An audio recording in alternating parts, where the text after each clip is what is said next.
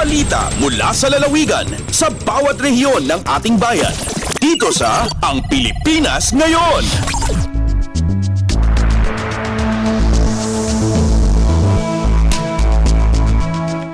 Dumako na tayo sa ating regional news. Unahin natin ang mga balita mula sa rehiyon ng Luzon. Mula sa Lawag, pambato ng Team Marcos sa Lawag City, nanguna sa Barangay Chairman Post. Ang detalye ng balitang ito mula kay Rani Dorilag. Nangabak dagiti pambato iti Team Marcos kadagiti sumagmaman a barangay dito Siyudad Tilawag. Iti unofficial result kalpasan na ti panagbilang dagiti botos manipod iti Barangay 8 Lawag City. Adato ti botos ni dati konsehala Roque Benjamin Arbi Ablan ngay mabot iti 387. Idinto ti kinabalubal na ani Ryan Bartolome ket 158 a botos. Iti Barangay 16 San Jacinto Lawag City ket adado ti botos ni dati konsehal Justin Clarence Chua ngay mabot iti patagasot o patapulog iti NEM.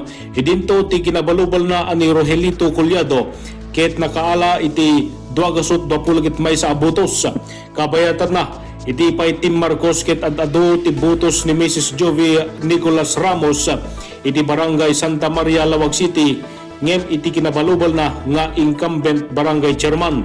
Namuan ada Ablan Kenchua ket empleyado iti Congressional Office ni Congressman Sandro Marcos agraman ni Ramos.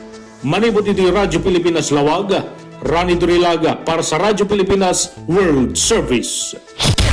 Balita mula sa lalawigan sa bawat rehiyon ng ating bayan. Dito sa Ang Pilipinas Ngayon. Maraming salamat kay Rani mula sa Lawag. Dumako naman tayo sa Agoo. BSKE 2023 sa Rehiyon 1 naging matagumpay. Ang detalye ng balitang ito mula kay Albert Kawile.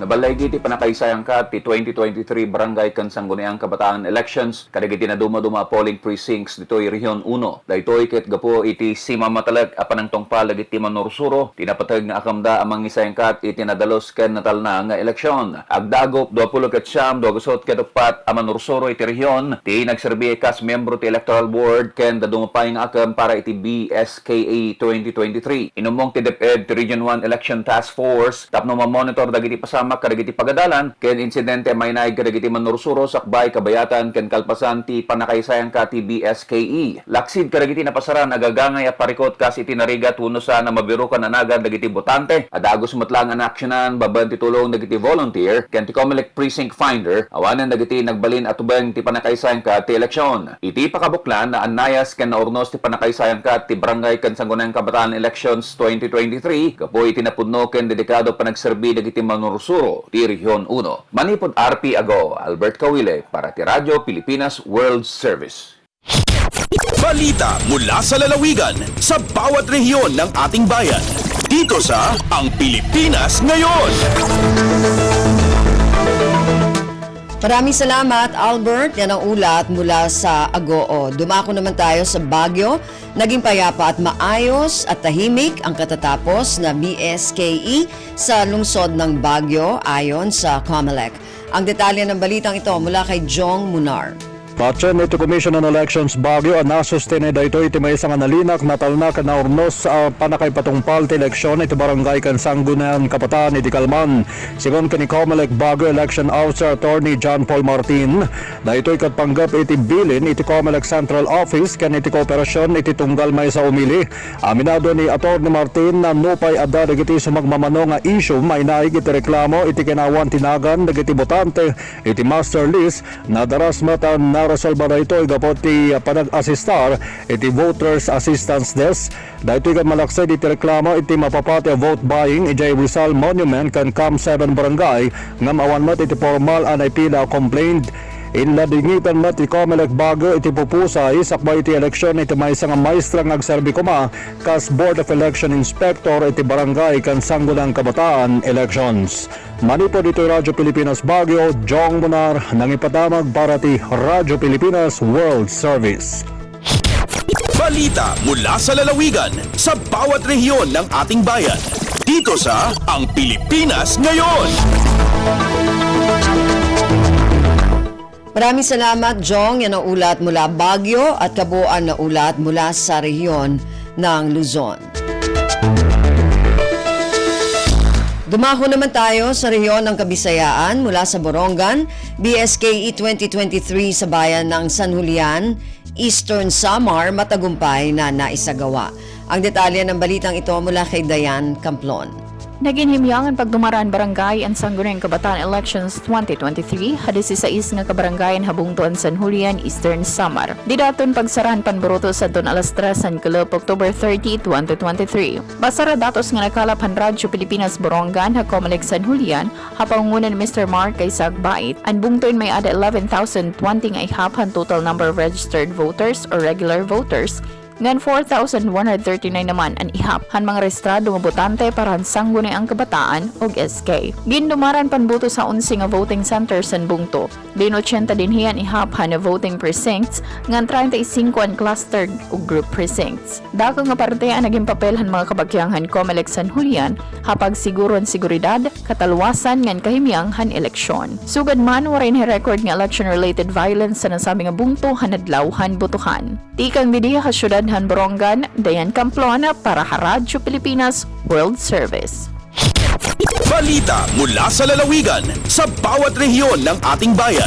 Dito sa Ang Pilipinas Ngayon.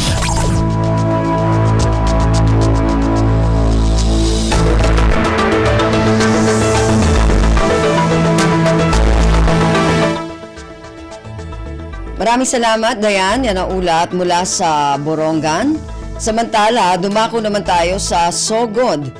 Lakbay Alalay, isinagawa ng DPWH Region 8. Ang detalye ng balitang ito mula kay Ruel Bugnos. Gire-activate na sa Department of Public Works and Highways kung DPWH sa Region 8 ang Lakbay Alalay Motorist Assistance Program aron nga matabangan ng mga motorista sa umaabot nga pagsaulog sa All Saints Day karong Nobyembre 1 tuig 2023. Kinisubay sa direktiba ni Secretary Manuel Bunuan nga nagmando sa mga regional directors o district engineers nga magbutang og composite team aron nga motabang sa pagbiyahe sa publiko sa mga estratehikong lokasyon sa mga primary national highways sugod karong adlaw, Oktubre 31 tuig 2023 hangtod sa Nobyembre 2 tuig 2023. Tungod nini gibanduan ni DPWH 8 Regional Director Edgar Tabaco ng iyang mga district engineers sa pagsiguro nga ang tanan nga mga nasudnong kalsada ug taytayan namin tinar pag-ayo ug walay libaong alang sa luwas nga pagbiyahe sa mga motorista ug pagsiguro nga walay hunong ang dagan sa transportasyon sa hiyon. Ang sakto nga trapiko, direksyon o kapahimangno gikinahanglan usab nga klaro o makita lakip na ang mga ongoing road repairs ug construction. Ang Lakbay Alalay program sa DPWH hugot nga nakig-alayon sa uban pang mga hintungdan nga ahensya sa gobyerno sama sa Land Transportation Office, Philippine National Police ug mga opisyal sa mga local government units. Mula sa sugod Southern Leyte, Ruel Bugnos para sa Radyo Pilipinas Onda sa 2023.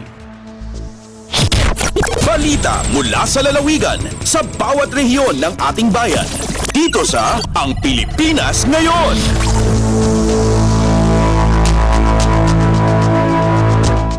Maraming salamat kay Ruel mula dyan sa Sogod at yan naman po ang kabuuan na ulat mula sa rehiyon ng Kabisayaan.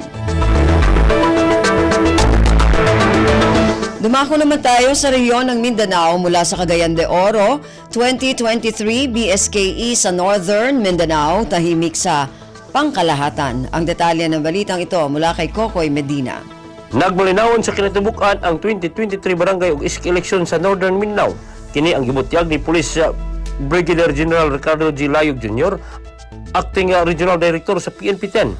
Sa press briefing kagahapon, gibutyag ni Police Brigadier General Layog nga walay madagkong panghitabo panahon sa pagbutar gawas lamang nga dunay natala nga physical injuries sa lawigan sa Lanao del Norte.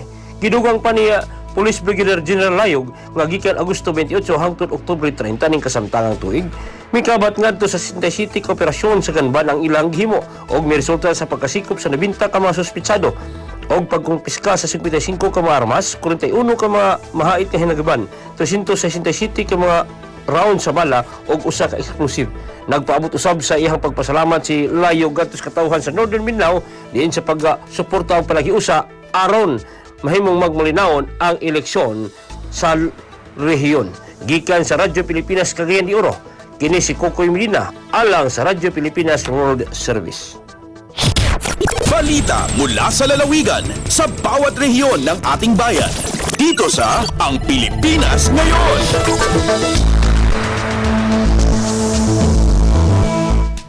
Maraming salamat kay Kokoy mula sa Cagayan de Oro.